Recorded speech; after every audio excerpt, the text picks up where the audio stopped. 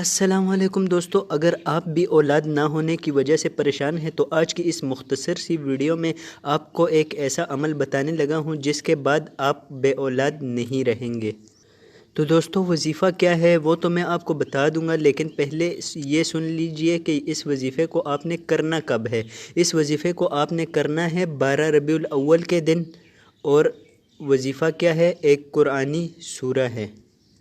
تو دوستو انتہائی مختصر اور آسان وظیفہ ہے، تو وظیفے کو جاننے کے لیے ویڈیو کے ساتھ بنے رہیے اینڈ تک، اور کوئی بھی پارٹ آپ نے سکپ نہیں کرنا، ورنہ آپ کو وظیفے کی سمجھ نہیں آئے گی، اور اگر سمجھ نہیں آئے گی تو آپ وظیفہ صحیح سے کر نہیں پائیں گے، اور اگر وظیفہ صحیح سے نہیں کر پائیں گے تو آپ کو اس کا کوئی فائدہ بھی نہیں ہوگا۔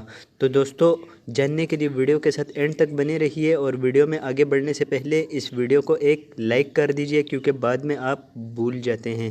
تو چلیے دوستو، آپ کا وقت ضائع کیے بغیر آپ کو بتا دیتا ہوں کہ وظیفہ کیا ہے۔ وظیفہ یہ ہے دوستو کہ آپ نے 12 ربیع الاول کے دن 111 مرتبہ اول و آخر درود پاک کے ساتھ سورہ کوثر کی تلاوت کرنی ہے، اور اس کو کسی میٹھی چیز پر دم کر کے بچوں میں بانٹ دینا ہے، تو انشاءاللہ عز و جل آپ کے گھر میں انشاءاللہ اولاد کی نعمت آ جائے گی۔